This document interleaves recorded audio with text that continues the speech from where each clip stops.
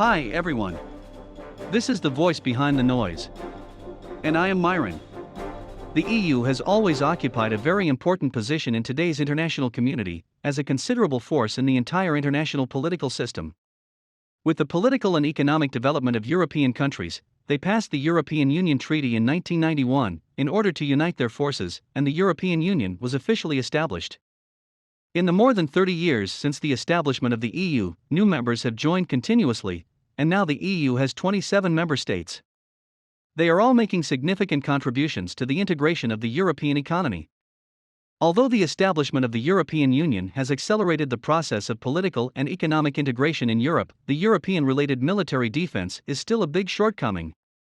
In addition, the current security situation in Europe is dangerous, and the EU must immediately fill the gaps in this regard. The Ukraine crisis has made the EU become much more aware of the importance of being independent from the US and the harm of following the US in everything.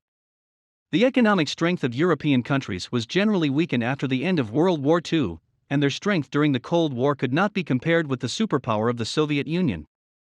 Later, in order to curb the development of the Soviet Union, the United States started the Marshall Plan to provide assistance to European countries and win over NATO against the Soviet Union. Since then, most countries in Western Europe have become more and more dependent on the US military, but since the outbreak of the conflict between Ukraine and Russia, EU member states have gradually realized how important it is to have a military force that belongs to their own country. So how has EU tried to get rid of the influence of the US? I believe the following thing can give you a clue. Recently, within 48 hours of the end of the EU summit, French President Macron hurriedly approached Putin for a dialogue and shouted that the situation was very urgent. Yet, the conflict between Russia and Ukraine is just the immediate flashpoint, and the United States and Western countries have never changed their unanimous attitude of condemning Russia. However, France, which is also a member of the European, seems very hesitant in its policies of Russia and Ukraine. After the outbreak of the war, France and other like the Allies, they aided Ukraine with military supplies and imposed economic sanctions on Russia. Later, Macron said before the French election that Russia and the Russian people should be respected. At the same time, NATO Secretary General Stoltenberg said that Russia-France successfully test-fired an uncharged strategic cruise missile the next day after the Ukrainian conflict would turn into a nuclear war between Russia and the West. Macron proposed at the EU summit that the principle of the conflict between Russia and Ukraine should be adhered to, that is, to impose severe sanctions on Russia, but in the meantime adopt the means of dialogue and negotiation, and fully support Ukraine. It is worth noting that Macron also emphasized that the EU should increase for its own defense, invest more European defense funds, especially investment in advanced weapons and equipment, and reduce dependence on certain allies, so as to have more strategic autonomy.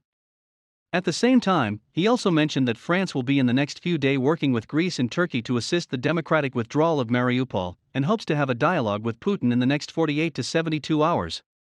Macron's move is clearly aimed at making France a leader in the EU and a mediator in the conflict between Russia and Europe.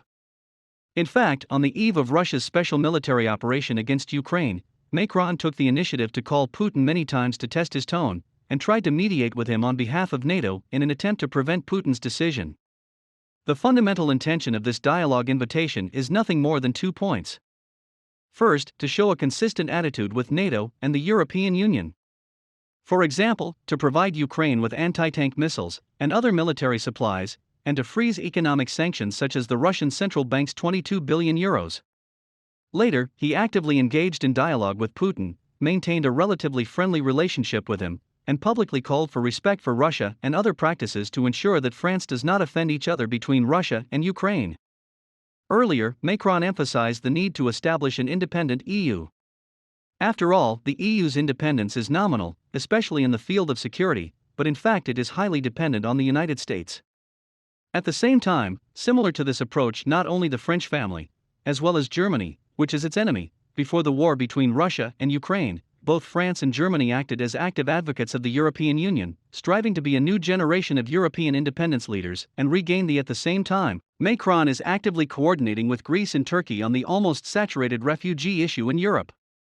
His active dialogue with Putin this time is not only positive for his re-election, but also boosted it to become an emissary of peace between Russia and Europe.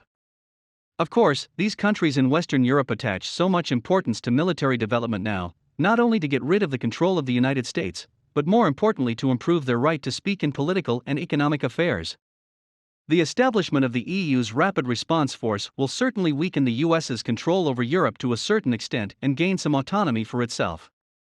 This is definitely a relatively uncomfortable behavior for the United States, which has always advocated hegemonism, but so far Europe will still rely on the military power of the United States. The international community is not a simple place, and the international relations can be complicated. We hope that the world can head to a good direction anyway. Okay, that's all for today. See you in the next video.